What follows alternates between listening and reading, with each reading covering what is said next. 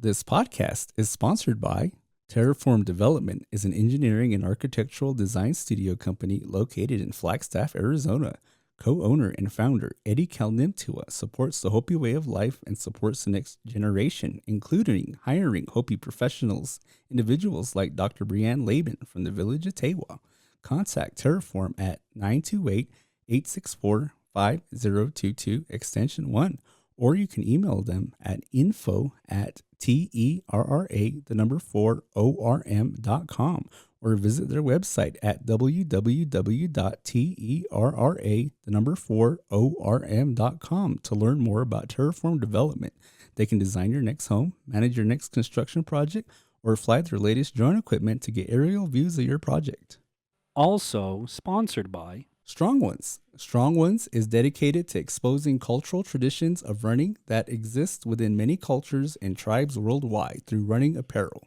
Strong Ones is an individually owned business supporting cultural running traditions and supporting local organizations within the Hopi Reservation. They can be found at strongones.myshopify.com. Again, that's strongones.myshopify.com. They are also on Facebook at StrongOnes15.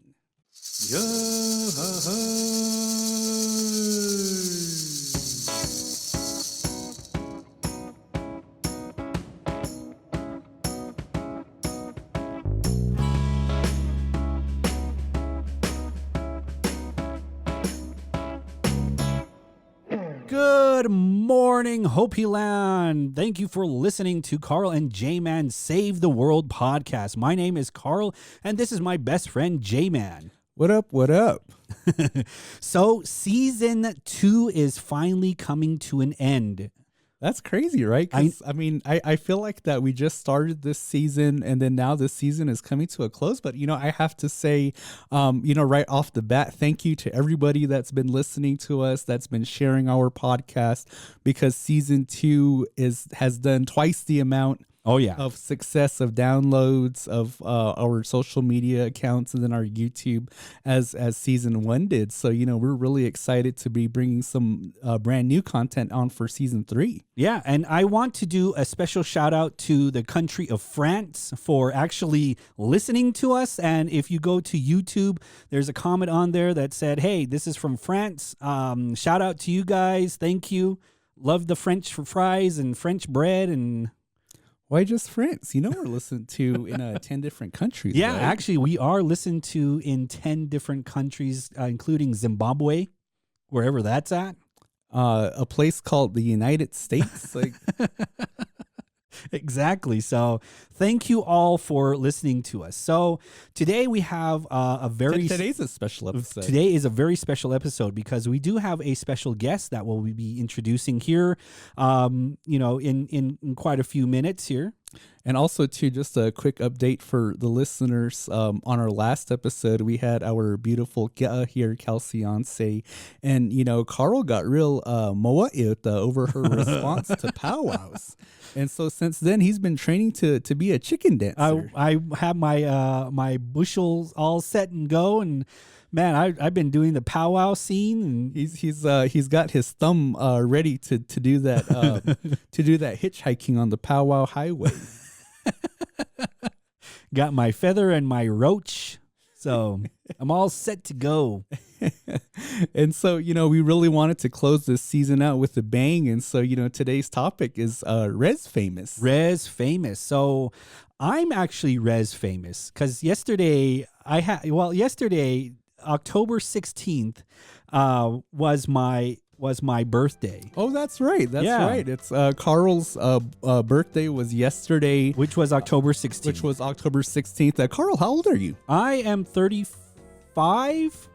Carl is 35 and I am 34. Yeah, so technically Carl is the old man of the podcast. The much wiser and much handsome guy.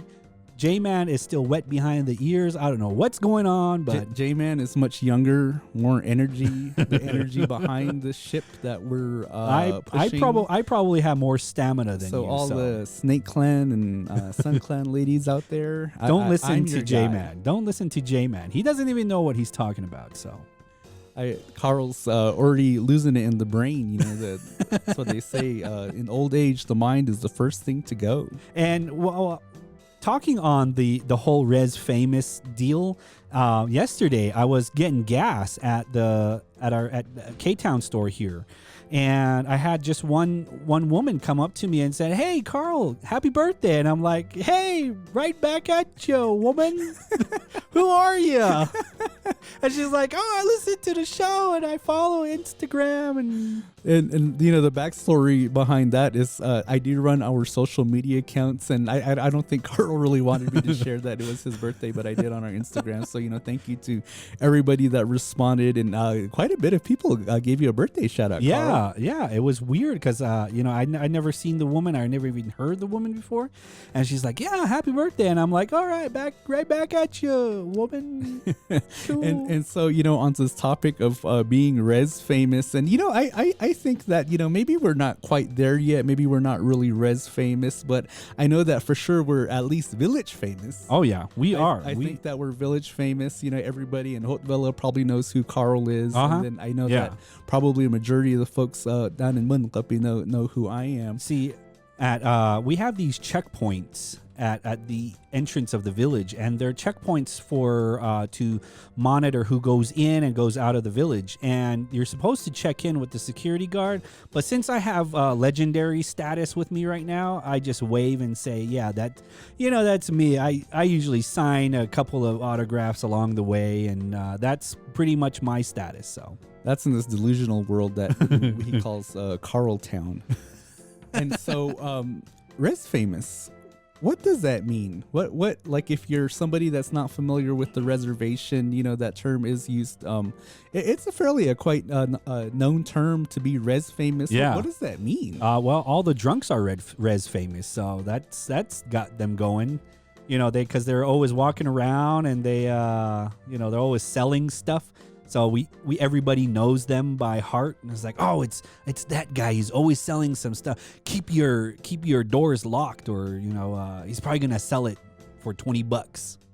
You know, sometimes your reservation education really shows, and I'm gonna have to educate you on the difference between famous and the word infamous.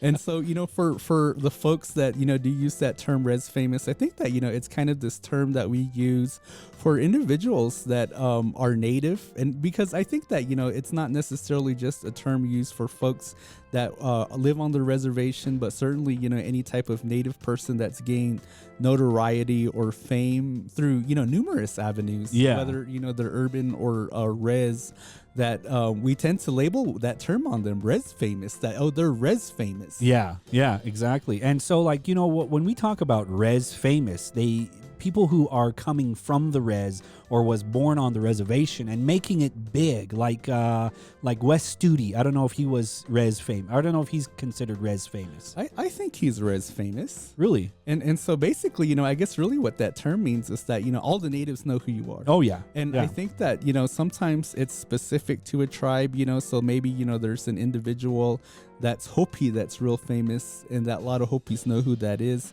Like somebody that we mentioned before, Casper. Casper was the Casper.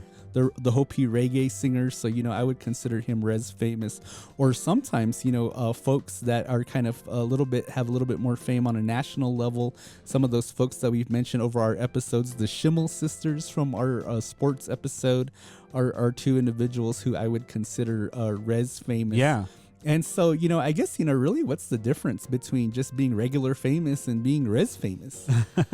That's actually true, because I guess we can consider ourselves like partway res famous. We're almost halfway there. We're village famous. We're village famous. And so I think that the difference is that with res famous, it's almost kind of like, I guess, what do they call it? A backhanded compliment, because, you know, you're not really famous, but you're res famous, which means that, you know, not everybody in the country is going to know who you are, but more than likely a lot of native people are going to know who you are. And so, like, you know, the success of our podcast. Oh, yeah. Like, you know, maybe we're not really successful, but we're res successful. Meaning that, you know, the reservation supports us, and, you know, of course, you know, folks outside of the res do as well. But I guess it's just this way of saying that, you know, you're not really that famous yet, but just REZ famous. Yeah, just REZ famous, I guess. So but I consider myself like high with like celebrities, and I'm probably gonna get my Oscar every. Carl thinks that he's on the same level as people like Brad Pitt and Johnny Depp. Johnny Depp. Johnny Depp's my boy. Give me a call. In reality, he's on the same level as Kevin Costner's bitch. Kevin Costner's horse. And so I guess kind of defining what that term REZ famous means, and like that, like we I guess you and I our quote unquote fame kind of really comes from this podcast, and maybe we don't really know truly what it means to like be really REZ famous, but from our perspective, what do you think some of the pros are to being REZ famous? I guess you get celebrity status, you get special parking at the hospital, at the local hospital. Women probably throw fry bread at you. I'm pretty sure it's like that everywhere. And you know what? I would prefer that, because I think on the Pahona side, when you're famous, women, especially if you're a male, they're throwing their lomo at you, their underwear, but if you're REZ famous, they're probably throwing fry bread at you. They're probably throwing fry bread and their dirty lomo at you. This doesn't. It looks like fry bread. What's an actual lomo? you just like it just knocks on the table. That's pretty much it. That's all you hear. Somebody's knocking at the door. No, that's that's some girl's lomo. That's some girl's lomo. What else are some other pros that you think are in relation to being REZ famous? I guess it's just because when you're famous, people actually recognize you a little bit more, and it's not to say where it's nothing wrong with it, but it's just to say that, oh, okay, yeah, I recognize you in this certain aspect or this from the certain thing. Yeah, this certain thing here. You get a lot of attention. Yeah, you get a lot of attention. You get a lot of praise. I imagine, depending on what it is that you're REZ famous for. So let me ask you this question real quick: who are some people that you think are REZ famous? Aside from the ones that we just named off. Well, there are people who do own, I guess, little stores around here. Like your wife is actually considered REZ famous. Oh, really? Yeah, because she runs Strong Ones, and she's basically has this running program along with running apparel. So I guess she could be considered REZ famous. So technically, I guess I'm the trophy husband? No, you're just her bitch, basically. So. You're like the scapegoat. Yeah, I don't know if people have good memories, but back from season 1, Carl said that he had never been in a fight before. That's going to change by the end of this day. So going back to like REZ famous, there are other people that are actually famous that or born on the reservation and grew up on the reservation. So, and speaking of that, we do have a guest that we'll be bringing on in a few minutes here, and he's actually one of the REZ famous guys that actually made it big. And so, once we're done, kind of giving our interpretation, at least what we think, that he'll give us the actual story. Yeah. Of what some of these things are. But before we get to our special guest, what are some of the cons, do you think, of being REZ famous? I guess, well, dirty lumos is probably like the biggest con of that. So dirty lumos in your face? No, I guess it's because you're being watched all the time. Yes, and that's true. Yeah, and that when you're being watched to a certain extent, if you mess up or screw up in a way, then that falls huge on you. So it's. I guess that's the biggest problem of being famous. That's very true. And it's so funny because, I just recently saw a meme on Facebook, and it basically said, you make one mistake on the REZ and then you're all over social media. Oh, yeah. Yeah. And so, if you're somebody that has such a high profile or, strong followers, obviously that's probably going to bring some haters. Yeah. Right? Some haters. Yeah. People that want to see your demise, people that want to take you down. And so any little mistake, any little hiccup that you make, they amplify that and try to, make you out to be this villain. Yeah. And it goes with every famous person around here. Take Johnny Depp, for example. Remember his wife, I guess, or I don't know, the woman that was beating up on him, the girl from Aquaman. So Johnny Depp's only REZ famous when he played the Indian guy. Yeah. And, The Lone Ranger. Pretty much. But like take him for example. Like, he was in this whole litigation where I don't know if that was his girlfriend or his wife that was beating up on him, and he took a hard hit because he was famous, and he lost a lot of money because of that, and it wasn't even his fault. Mm-hmm, mm-hmm. And then I think that, you do see that often with a lot of folks that we do consider REZ famous, and, for different reasons. I mean, personally for me, I really believe that you never know what somebody goes through until you walk a mile in their shoes, that you really never know truly, what the actual stories are to some of these accusations that are made for, some of these people who are famous or REZ famous that go through some of these issues, because, I know that there were a couple that were kind of brought under fire. Do you remember Mooney? Do you remember Mooney? Oh, yeah, Mooney, the Navajo guy. He was somebody that was real REZ famous, and, somebody that actually I know. Yeah. I do know Mooney personally, and so, my experiences with him, I've always thought, he was a pretty decent guy from my experience. So when all of this came out about him, I definitely wasn't quick to jump on this bandwagon of folks that were kind of, throwing him under the tracks. But, that's kind of an example of, what I guess, some of the pit holes that you possibly could get into when you reach that plateau of being REZ famous. Well, I guess that comes with the territory. Yeah, it comes with the territory. So by season 3, Carl, you better shape up, man, because some of these things that you get us into, I definitely don't want to be canceled on the internet. I never got us into trouble that bad. That much. Before we head on, let's take a quick break for our sponsor for this episode. This paid sponsorship was paid for by Justin Villarreal. Nurturing Indigenous Intelligence is a grassroots organization whose mission is to assist our Indigenous students in their pursuit of education. You can follow them on Facebook and Instagram to keep up with upcoming distributions. All right. And so I guess, when we do talk about like REZ Famous, we talk about the whole idea of like people that we personally know, I guess, and that they made it into something bigger. Mm-hmm, mm-hmm. So I guess you could say that would be a REZ Famous. There are people around here that are considered REZ famous, but not necessarily like, broaden famous. Like take Arkia, for example. She owns like a little company, the Hopitewa Women's Coalition. She travels throughout the whole reservation, and she travels a lot throughout the United States for domestic violence, and she becomes, I guess you can say she became famous in that way. Mm-hmm, mm-hmm. You mean she runs the program? Yeah, she runs the program. Mm-hmm, mm-hmm. And big shout out to them and to our Ki'a, our lovely Ki'as that love me more than Carl. I'm pretty sure you they all heard it first on our last episode. You're delusional. Another right shout now. Out to Kelsey. I'll be over tonight. Stay away from my wife, please. And so, without further ado, I think now would be a good time to bring in our special guest. Yeah, let's go ahead and bring in our special guest. And so today we have Wayland Pahona of Healthy Active Natives fame. Welcome to the podcast. Wayland.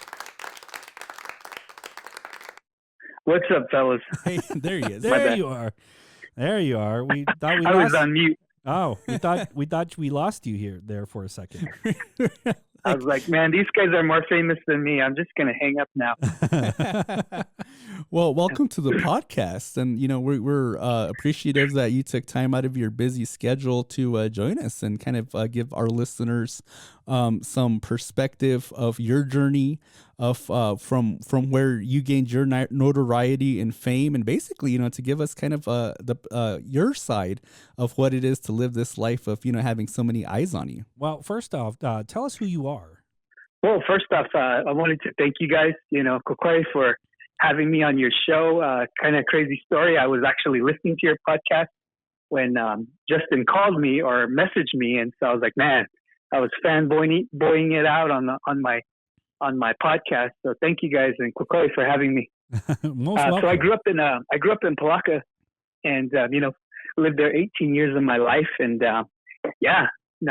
fast forward to now, I've traveled all over the U.S. and Canada, And, because of Healthy Active Natives. So you want me to explain the Healthy Active? Yeah. Explain the Healthy Active Natives for people that might be living under a rock, like my co-host Carl. So I started this group basically just to get motivated with a few friends. And, we started with about maybe 100 to 200 just close people.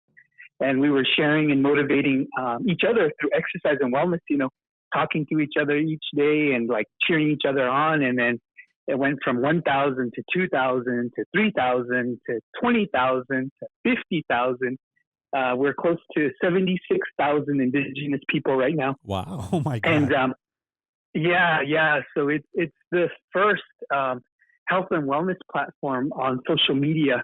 And I created it. Crazy thing is I don't really I poke my face in every time from time to time. I do. I don't really try to make my face of it. Like, yeah, I'm Wayland, this. But it definitely has its perks. I've traveled. I've been all kinds of places, and like with this show, man, I'm super excited to share with you guys just some of the crazy stories, some of the inspirational things that I did, and so yeah, that's where my journey is now. I currently and just at home. I was working as the director of the Fort Mojave tribe. COVID happened, and I'm like, screw it. I left my job just to be closer to my family, and so it really was to slow myself down. Wow. Well, thank you for putting that into context for us. And then, one of the questions that I have, and, just to give the listeners some additional background is that, is it Hans or Hans? Is that, how do people pronounce that? What's funny? Like I always just said Han, but you get other people like Navajos, they say Haynes. Like Haynes. Like the underwear, the underwear Haynes? Yeah, like Haynes. Well, and so the crazy thing is I run into people and they say, "Hey, that's Haynes. That's that Haynes guy." Well, Wayland, you do look like you could be an underwear model, so I don't know about that. I could probably be a stunt for Adam Beach, There you go. There you go. I'm 5 feet shorter than him, so that probably wouldn't work. So I guess one of the things too. Can you describe what a schedule was like for you when you were traveling? Because I do know you through my wife, and you were at a bunch of places constantly, and so if you can kind of tell us what life on the road was like for you. Yeah, definitely. So going back to just me growing up in Hopi, I've always been told to be humble, don't. So I never really kind of shared some of the stuff. So honestly, when I would be out there, there would be vehicles waiting for me. There'd be like, they'd have a name, like it'd say Wayland Pahona. And it's just crazy to get off a flight, have somebody pick you up, kind of have an itinerary for you. Some reservations were more I guess, established and business oriented. So they give you a whole itinerary of what they want you to do, who they wanted to talk to. And so, I think one time I was in Canada for 2 days, shot off to Oklahoma, and then made my way into Albuquerque in a span of 4.5 days. And then one time I was out for 9 days and in 4 different reservations, meeting with people. And so it's crazy, it would range from just uplifting and motivating people to diabetes, health prevention, and, various topics like that, because for myself, I try to live a really positive life. I try to be, I try to uplift people. Growing up in Hopi, I wouldn't say that I grew up the best, I had food on my table. I had a lot of things, but I had a lot of other issues going on with, like sexual abuse, alcohol, stuff like that, that affected my life. And so, I wanted to make those changes, and I did. I can go back to when I went to school. I know you guys aren't too fond of this amazing school called Hopi High School, but if I can, that's where we're gonna have to stop you right there. Okay, we're gonna end the call right now. So, I was gonna say, Wayland, my 2 oldest girls graduated from there, so I'm a convert. So I'm all in support of the local school. It's Carl here that still holds true to the Tuba City High School. Go ahead, you know, Wayland. and those girls will probably be rocket scientists, or they'll probably go to the moon, you know, because they All went right. to Hopi High. Huh? All right, we're going to go ahead and end the call right now. Thank you, Wayland Pahona, for joining us. I'm just Go ahead, Wayland. But yeah, so I remember sitting in the school assemblies, and you know that we would have public speakers, we would have this, and I've always said like, man, one day that's going to be me. You know, didn't know what was going to be in my life. I didn't know that a social media group would create this. You know, I wanted to share with you guys my first experience on a first class flight. It was badass. Seriously, like I didn't even know. Check this out. I get my ticket, right? Uh-huh. I get my ticket. It says first row one. It says first class written on it. So I'm like, no, this can't be right. So I go to the flight attendant and I try to act stupid. I'm like, I can't see where I'm supposed to be seated. She looks at my ticket and she goes, right here. I was like, oh, okay. I just was making sure. So I sit down. They give me these warm towels for my face. What? And I didn't know what to do with it. I just and people, you know, like tapping their faces with it. So I'm like, okay, I better do this too. And like they were giving us like muffins, biscuits, soda drinks, and man, it was Canadian Air, or Air Canada is the first my first class flight. And check this out. I stole the pepper, the salt, the fork, the napkin, and the bottle, because it's like, man, these are all souvenirs for me on a first class flight. Well, now, I have those today. Well, now Canada Air is probably going to be calling you because of that. So, Right. That's real. That's So real. yeah. That's a real neat story, because, you know, I mean, even, you know, you think about our people on the reservation, that there's probably some folks that never have even rode on an airplane, let alone to experience what you experienced in first class. That is really cool. I dig that. So. Yeah, and you know, it really humbled me as well too, because you know I didn't share that. I admit this. Honestly, you guys are probably some of the first to ever hear that story, because you know, like I said, it just goes back to those teachings of being humble. You know. Thank you very much. And but yeah, not just sharing those things. So there's tons of experiences. I actually met with somebody. I want to write a book of all these experiences, everything that I've been through. I could share another story where I was, and this is the part where I heard you guys talking about, you know, you walk a thin line. You really do. Yeah. Because people from the REZ, man, cancel culture has always been around for natives. It's not a new thing. If you mess up, you guys know this. If you mess up, man, they'll look, oh man, like 6 years ago he used to be a drunk. You know, those are things that, you know, they hold those things to you. Yeah. And so with the REZ, you know, I'm always trying to be careful. So one story in particular, I did an event out in Canada, and I was speaking with tribal leaders. Actually, they call them chiefs out there. They're not like governors or, you know, chairmen. It's chiefs, tribal chiefs.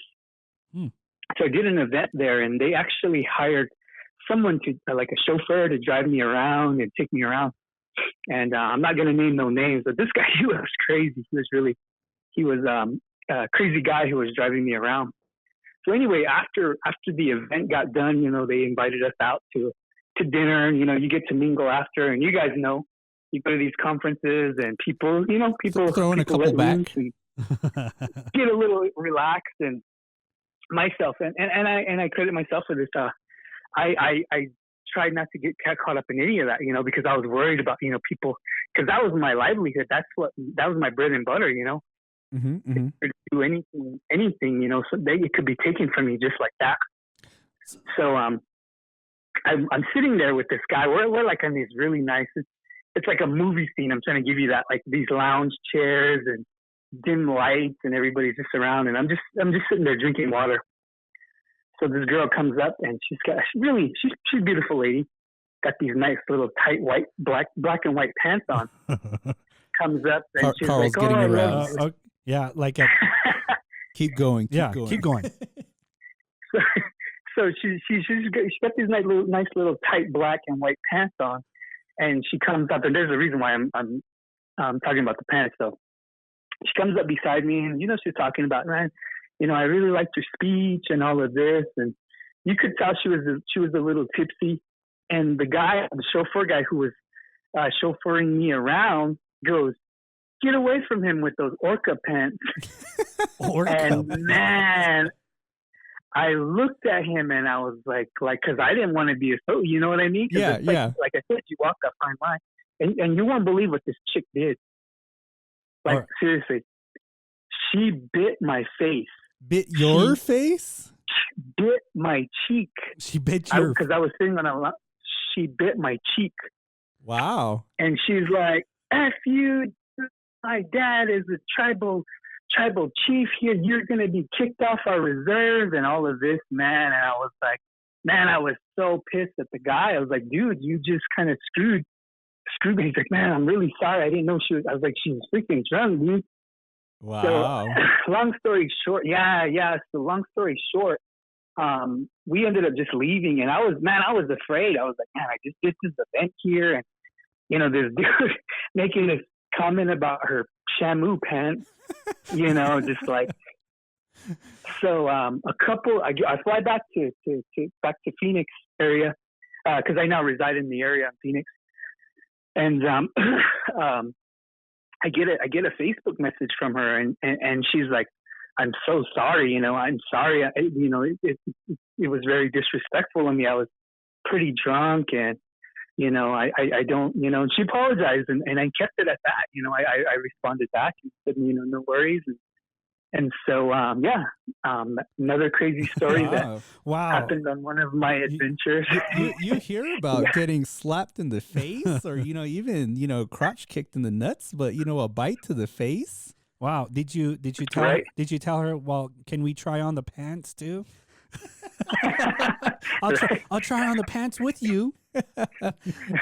And so, Wayland, too, you heard our earlier dialogue. So, is it true that the fact that you had the fame that you did, that all the reservations that you went to, the women are just throwing fry bread at you left and right? It depends. Really, it depends because and this is a weird way of how I interpret some of this stuff. It's like you can kind of tell when some ladies smoke. Mm-hmm. Yeah, that it's kind of crazy because us women don't smoke, right? No, not out here. Yeah, to see other tribal women do that, then it kind of just a little in some ways made me wonder how they were going to react to certain situations, and sometimes but you're right. I was in a relationship for 18 years. That was 5 years ago. And 5 years ago, I was at my peak of traveling and speaking. And we both, we respectfully parted our ways. And as soon as we officially posted and talked about it, man, like I got messages. Hey, the floodgates open today. Yeah. And so get this. So being in a relationship for 18 years, like I'm not trying to compare it to like it was the worst thing ever, but it was like I was in prison. I didn't know what dating was like. I didn't know how to interact with women now because people are just text messaging. People are, you know what I mean? Mm-hmm, mm-hmm. Yeah. And so it's like nobody does the old back in the day where you're just calling each other and talking on the phone for hours at a time, It's like you call them and then they text you back, and I'm like, I just called you. Like, oh yeah, I'm busy. Like, so it was stuff like that. But for a while, I was just I was kind of. But to give us some context, so when you made this announcement that you're on the market, can you describe what that's like? Like, are you getting like 50 messages in a day, 100 messages in the day? What are some of these messages? And, are there any outlandish things that people have sent you through electronically? I get like -5 messages a day. So. No, yeah. I actually got one a couple of days ago. This chick just messaged me. She's out in Canada too. And she's like, do you want to see my tits? I'm like, what? Like, no. So I was like, hey, I'm not I'm not that type of guy, just kind of letting her know because, like I said, I'm just careful of those things because people screenshot, people do stuff, and Yeah. I don't try to get in any of those things. So sometimes I didn't even read. The cool thing about Instagram and Facebook is you can read it, but they'll never know if you've read it or not. Mm-hmm, mm-hmm. Yeah. So yeah, stuff like that I've read and I've seen, but I would never respond to them. So I couldn't give you a number, but there's been pictures, there's been different things that women have sent, and it's just crazy, man. It really is. I guess if I could explain it, if you're just getting out of the 18-year relationship, you're really not paying attention to kind of that stuff because really I was just trying to deal with my healing at the time. Yeah. Uh-huh.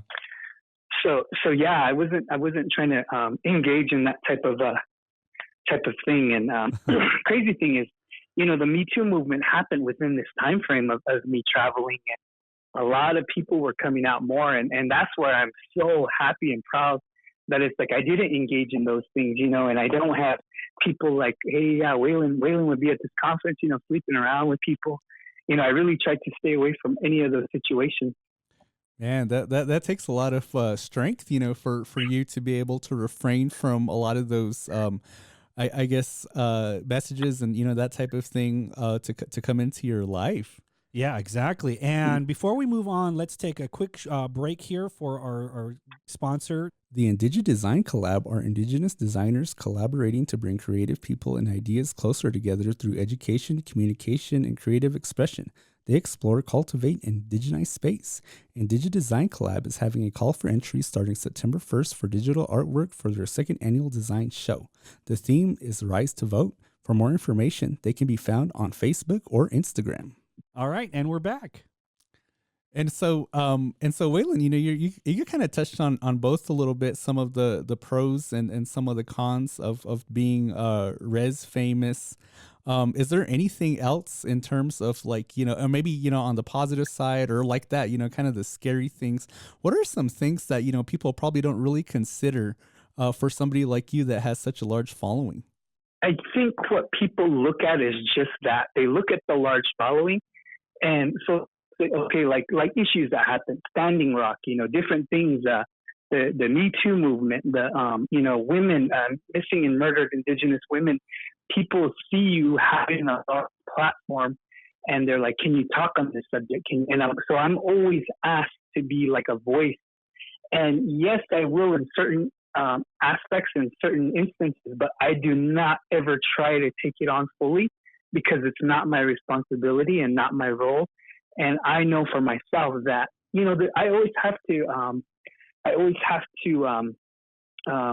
what's the word? There's always someone above me that I have to respect, It's not just speaking out on a subject. And I know you guys probably know some of these Native influencers who are always constantly talking or doing something. And sometimes they don't even really know the context of the issue. Yeah. And so I try to really put those things into consideration that no, a good example, there was a lady who, she said something like, she was a famous makeup artist. And I don't know if you guys remember, about 6 months ago, she was making comments about missing and murdered Indigenous women. Yes. And she goes, God, I hope I don't ever want to be on a reservation and go missing. And there was all of those things she was saying. So I actually shared it because there was this poll trying to, cancel her. And after I read some of the stuff, and I don't actually do a lot of shares like that. Yeah. So I did. And man, just from mine, it got like, I want to say over 400 shares of what I shared about that. Oh, wow. And then I got people, calling or messaging me like, hey, can you talk on our podcast about this subject? And I'm like, well, no, I'm not a female. I'm only just supporting, I'm supporting the women. I'm not going to speak on their behalf because, that I'm just supporting them. It's the same with the Women's March down here in Phoenix. I go down there, but I actually don't walk with the women. I walk on the side of them, because that's their thing. I'm just there as a support, Mm-hmm. So, trying to really pay attention to those things. So I guess it's a thing because I incorporate the culture too. Like just be respectful. in the things that you do. That's really good. That's really good to incorporate those things. And so, I guess, one of the things that, I've always been curious about, is somebody like yourself that, gets a lot of attention. What are some of and if you're comfortable sharing this, what are some of the ways that, some of this fame can take a hit on your mentality? Like, are there some things that are difficult to overcome mentally? Yeah, actually, all of it, because I think a lot of, and I watch other influencers. I watch people who want to become social media influencers or want their presence. It consumes them. It consumes them too. They got to have a good picture. They got to have the best post. It's a psychological thing where they're rewiring themselves to think this way, to wake up and feel this way, and that's not a way to live your life. And then you're looking at other influencers, and then that creates something in them that's like, oh man, I want to be like this person, but I don't like how they do this, And then so if you're constantly doing that day after day, trying to become an influencer or trying to, get a status, it's a bad effect on your psyche. It really is. For a while I caught myself doing that, and I think especially when my breakup, I was posting, I was doing a lot, I was just lost, and I wasn't eating. I was mentally broken, but physically I looked good because I wasn't eating, and I got really lean. But it wasn't a good lean. It wasn't a good healthy at all. It wasn't even healthy.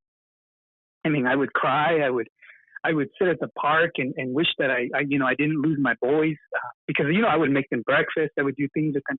So it was a hard thing to balance my psyche, my family, my social media status, everything. And so I believe all people are going through that. All these young influencers, Oh, they're not really settling down to give themselves the time to really just live and not have to live for other people and get likes or shares. For sure, and I think that we've talked about that dynamic a little bit on the podcast about, kind of how we live our lives on social media now, especially for those folks that are trying to be influencers, and basically, their I guess in a way their livelihood depends on, the perceptions of others. And so what are some ways that you've helped yourself to kind of, I guess, give yourself a good balance or let your mind be at peace, knowing that, that there's potential for a lot of external attacks on you based on your stature? One, this is my overall number one rule. I post and I don't engage. I don't get caught up in the negativity. If I see somebody who is already being negative, then I stay away from them through social media.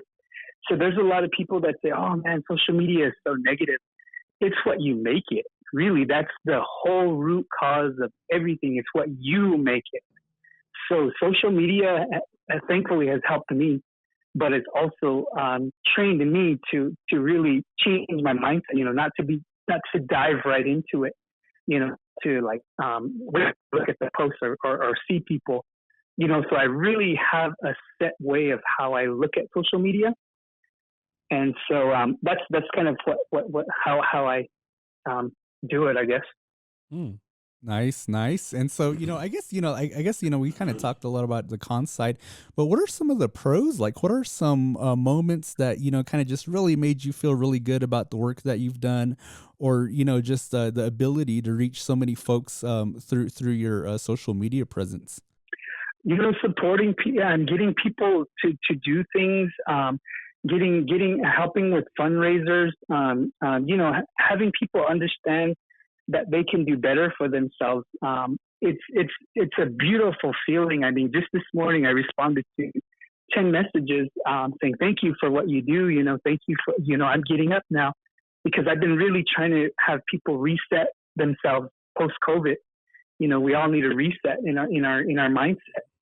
And so how I'm doing that is posting these little videos. And then I'm also looking to create some water filtration systems for Hopi. As you all know, the arsenic in certain villages and the issues that we're going through right now. So I'm using my platform of walking to empower and get people motivated. That's awesome. That's great. Because I can imagine, for every negative comment you get, you probably get some really wonderful messages about people, I guess, exclaiming to you that, you help them change their lives for the better. Definitely. And I have rules for my family. I have rules for my girlfriend now. I've been in a relationship for 3.5 years. And the rules for like my mom, especially my mom, do not ever, ever defend me on social media. I don't care what people say. Do not say a single thing. Even my girlfriend, do not defend me. Do not, if anybody attacks me, just leave it, And so it's the number one rule to be in my circle, of people that I love. Don't defend me. That's a great rule to have because, I guess, I don't, you see it a lot on the reservation, but, I think that it's not just a reservation thing, but it's kind of like a people thing to where, social media can really get toxic. And I think it's just, the comforts of being behind a keyboard and, being able to say whatever it is that you want without, a fist coming through the screen and, punching you in your face for some of the sideways things that, are said on social media. So, that's a really good rule that you have there for your family. Yeah. And I guess that, being famous does have a lot of ups and downs with it. And I guess it is hard to be someone that in your stature, and it is someone that going through these different emotions or these different aspects in your life, and it's like we are going through with it with you, but we don't know the aspects of how you're feeling. We just say, oh yeah, I know what he's going through without even knowing what's going on. Yeah, because like Carl said, he's got negative followers on his social media accounts. But Wayland, if I can ask you, what type of advice would you have for younger folks that want to gain fame and notoriety? Because you do see it a lot real prevalent in our youth that you have all these platforms that allow them to do that. The Instagrams, the TikToks, I think is one that people are really getting a lot of fame from, or YouTube, or even like us podcasters. Like what are some advice you have for young folks that are looking to gain that fame and notoriety? Well, number one is just to be yourself. Don't look at other followers. Don't look at other influencers. Don't look at what other people are doing. There's going to be a ton of people that are doing way more things than you, have more followers than you, but they have a whole different intention. Don't follow and don't look at what somebody else is doing. Be yourself. I mean, it might sound cheesy, but that's all it boils down to, is just being yourself, being transparent with what you share, and how you articulate what you're going to say, what you're going to do, be clear, and really just show those emotions of yourself, when you try to hide it behind just a picture. And one of the most annoying things to me on social media with some of these influencers is when they talk about themselves in third person. Oh my gosh, that annoys the shit out of me. Like, he's standing by the mountain praying to Creator. And then it's me taking a picture of myself right there. You know what I mean? Nice. Well, I don't think we've ever done that, right, Carl? I don't. Well, yeah. You know what? I think I constantly do that. Carl is the most famous guy here on the Hopi Reservation. Carl and J-Man are orgasmic people who influence lives.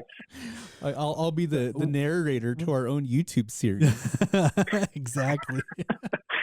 Well, it's really yeah, it's really interesting. It's really interesting to hear your perspective of how famous you are, because we don't know how it is to be real famous people with a lot of followers and people who act out in aggression towards us. I mean, I'm pretty sure there are people that kind of hate us in a way, but we don't know it. But we don't know it yet. So, and, big shout out to the listeners, for not canceling us. Yeah, because we've said quite a few things that probably warranted that. But thank you for being nice to us. Thank you for not writing to me.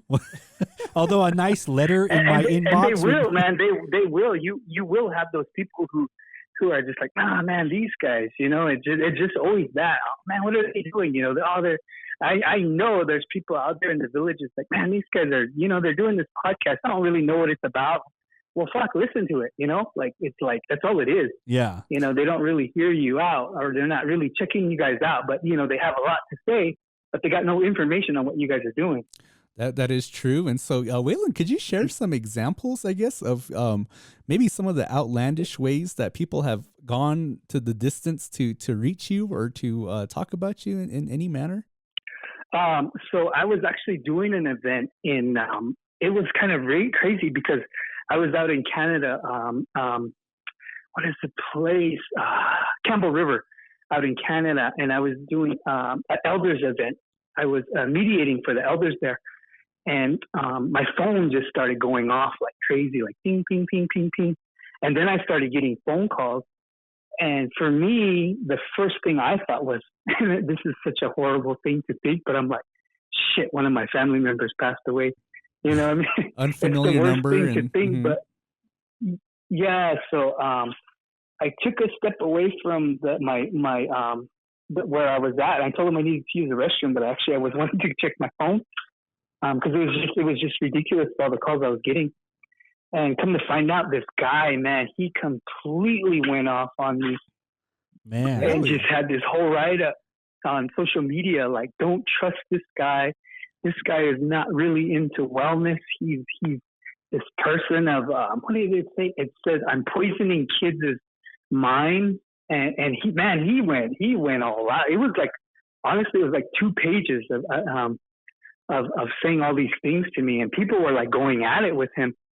And they were contacting me. Some of my admins who helped me with Healthy Active, they're like, what do you, I'm like, I look at it really quick and I'm like, oh, don't worry about it. I don't know the guy. I've never met him. I don't know him. So, don't let that affect you. I said, just get rid of it. It's nothing. So, I've had so many instances of that. I've gotten hate mail before too. Oh, wow. About my family. And yeah. Well, think about it. If you have 70,000 people, just like you guys said, you guys have your followers and you have people that don't like you, but with 76,000 people, not all of them are going to really like what you do, or say, and people have their own philosophies and, of course it doesn't align with a lot of others. So there's going to be those people who really get triggered by just some of the things you say. And I don't let it get to me. I don't. All the things bad people say, I don't. It does. I guess it doesn't affect me. So did you? Oh, I'm sorry to interrupt, but did you always have thick skin then to be able to put yourself in this to have this defense system already for these types of interactions? Yes, you really have to have thick skin. I mean, you can't. It's and this is a philosophy that I teach people too.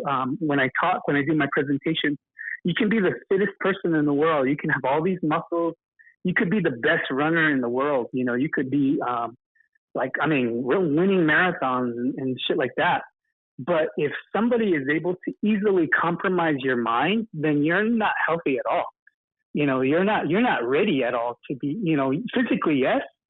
But the main thing is the mindset. And if somebody compromises that, then no, you're not. So, that's how I basically look at things. That's a really good point. So, with this being our last episode in season 2 going into season 3, I think that's probably something Carl and I are going to have to work on, is really developing our mental strength, because that Hopi and Navajo episode really gave me anxiety. Well, I'm already tough in that mental state, so I'm already one step ahead of you. And so, Wayland, before and lately, yeah, because lately I've got a couple messages too, because every now and then I've been showing Navajos for Trump, so I've been making like little posts, and I've got a few people. Actually, I got quite a few people that have deleted me off their social media, but nothing. I'm just voicing, and I'm not like a big political person. It's just funny to me. So sometimes what my thoughts are at that time, then I'll just kind of say something. Well, that's great. Before we head on a little bit further, let's take a quick break for our sponsorship. Dene Mahapi Arts is a modern art made with traditional values. Danae is involving artists who is innovative through her artwork, while incorporating contemporary modern trends and bright colors being the base of her work. Hopi traditional elements is her main focus, giving her artwork an intricate finish. Though she's living in today's modern society, she paints meaning and value of traditional designs to showcase and symbolizes her upbringing out on Hopi. She specializes in customized painted earrings to her colorful bright canvas paintings and much more. Danae can be found on Instagram at D Mahapi Arts, where you can find and support her one-of-a-kind art pieces. All right, and we're back. And so Wayland, can you give us an idea of what it is that well, I guess you kind of mentioned a little bit with the water, but some projects maybe that you're working on, or how is the Healthy Active Natives going now, and what other upcoming projects you might have for the future? Actually, can I share a really quick story with you guys? Yeah, of course. Kind of how I also a couple years back, I was invited by Mary Kim Titla to.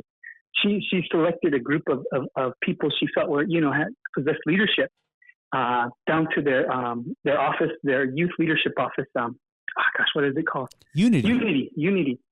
And at the time, they were getting a new anchor, a news anchor called Vanessa Ruiz. She was fairly new to the Valley. I believe she was taking over when Mary Kim was no longer going to be an anchor. So I got asked to go, and I was like, oh dang, So I show up, I'm just in my cutoff shorts and t-shirt. People there, there's quite a few people there that are, right, okay, I got to look good. I got to, present myself. And it was interesting because, and this isn't to take away from what they were doing, but they were really pitching themselves like, yeah, I'm doing this and doing that. And I kind of was just behind the scenes, just kind of like, hey, I got invited, free food, I'm thankful to be here. So I'm just kind of kicking it, eating all the hors d'oeuvres and shit like that. Caviar and cheese. The healthy fry bread squares. No, I'm just kidding. But so Vanessa Ruiz walks up to me and she goes, "You haven't said one thing to me, and can you? Who are you?" And so I let her know. I was like, "Yeah, I'm Wayland Pahona. I was asked to be here, and I'm very thankful to meet you." And that was it. And then this guy, I can't remember. But he walks up and he goes, "Man, this guy is not even telling you the half of what he's done." And so she's like, okay, well, she kind of made a funny face and she's, "Well, tell me." And I was like, "Well, I have this group and, we put events together." So everybody there was trying to, impress, and me, I just kind of came and this was there. I ended up getting a morning show with Vanessa Ruiz for 2 hours. And wow. So we ended up doing that morning show, getting water for Navajo Nation. That was several years back.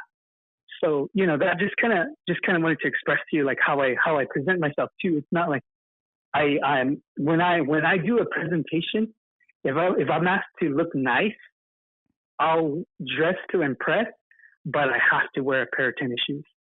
I will not wear a pair of business shoes. Because for me, it's a part of me that's a reflection of just me growing up on the REZ. It humbles me to show that, yeah, I can still be businesslike, but my feet, I want to show that part where it doesn't look as business. So, those types of things that I also try to incorporate with the REZ Famous, So those white tennis shoes, you're leaving some of the brown stains in there, right? To represent a true reflection of your reservation upbringing. I have that red Tuba City dirt on my shoes. But before we run out of time, Wayland, could you maybe just give us a quick update of what life is like for you now, how the Hands group is doing, and then anything for the future that might be coming up? Healthy Active is on. The biggest thing, so this is what I'm most proud about. This is my proud moment, and you guys are going to be like, what? My proud moment is it's sustainable. I don't need to post in there every day. I let it take its course, and that's what I'm most proud of. Awesome. I let people energize and motivate themselves, and they're doing it. 76,000 people are doing it amongst each other. Nice. They don't need me to, so I've done my job there. That's great. Every now and then I make posts. That is great. Right now, I recently quit my job at Fort Mojave and wanted to be closer to my family. I've done a lot for them in the past 2.5 years, and now it's just a time to be with. I'm going to be turning 42 years old. I'm not that old, but I've lost a lot of time doing all the social media stuff and being away from my family. So I'm now being more. So I moved back, and every year on my birthday, November 24th, I do some type of charity, or I help. Last year, I raised money for a 6-year-old child who had leukemia. This year, I've seen so many videos, and I watched one that happened 3 years ago about the water and the filtration systems in Hopi. And it's like, man, we get donations all the time. We need to go to the root source, and that's filtration systems or something, And so it's like, that's my task this year is getting those filtration systems, the money to go towards it. And so I've been walking every day. November 24th, I'll be walking 230 miles. Oh, wow. Wow. That's pretty cool. That's awesome. All right. Yeah. That's really awesome. And, we definitely thank you for your time. Yeah. And, there's definitely, in the future, I'm pretty sure there's a lot more stories that you'd probably like to tell. So we'd like to, open it up for you to come back. My goal is when I become really REZ famous is to get bit by a woman in a face. So that's my goal. I want to get bit in a face by a woman. You're not REZ famous, I guess, unless you get bit in the face. Yeah, I guess so. Thank you so much for being our guest for today. And then, Wayland, if there's anything you'd like to plug, any your social accounts, I guess, I'm pretty sure people know where that's at, or anything else that you'd like to share. No, I mean, just all I gotta say is look up my name, Wayland Pahona. That's it. I'm not gonna plug any of my links or anything. Just I'm easy to find. Perfect. And that's it. Nice. Awesome. Thank you. Well, before we close out, we just like to again thank all the listeners for all the tremendous support helping us to get REZ famous, to get out of this sub-level of being village famous and, taking us up all the way. For us, I definitely would like to give a huge shout out to our sponsors that have helped us to get to this plateau. Shout out to Terraform Development again, strong ones to Justin Villarreal, to the 4X Studios and the Indigena Collab Design, the Dene Mahapi Arts, Nurturing Indigenous Intelligence, our boy Millard Kawanyama, Last Minute Screen Printing, and Nakwet's Veni Skateboard. Yeah, thank you all for actually supporting us, and thank you for all the listeners out there who had been with us at the beginning and coming with us on this nice journey here. And then another huge shout out to KNEF and the Peace Academy Center, KNEF, who has thank you. generally housed us here in Peace Academy Studios. Yeah, thank you, KNEF, and thank you for letting us use your room here. So, and then another announcement is that we did start our second giveaway for season 2, and so basically you're going to release several posts, and all you have to do to get entered into the contest is comment on our post with the correct answers of some of the questions that we'll be asking. Those will be answered those will be posted on Facebook, Instagram, and then also for folks that don't have social media and you'd like to be entered into our contest, give us an email at cjpodcast85@gmail.com. Yeah, and thank you again for supporting us. Keep supporting us, keep listening to us, and keep laughing with us. And then also, too, another way that you can support the CJ Podcast is that if you're listening to us on Spotify, Apple Podcasts, or on YouTube, give us a 5-star review, and that'll help us to increase our presence on those podcasts. Yeah, so go over there and hit that 5-star review. Thank you again. Thank you for listening. My name is Carl. This is J-Man. Thank you. So long. Quack, quack.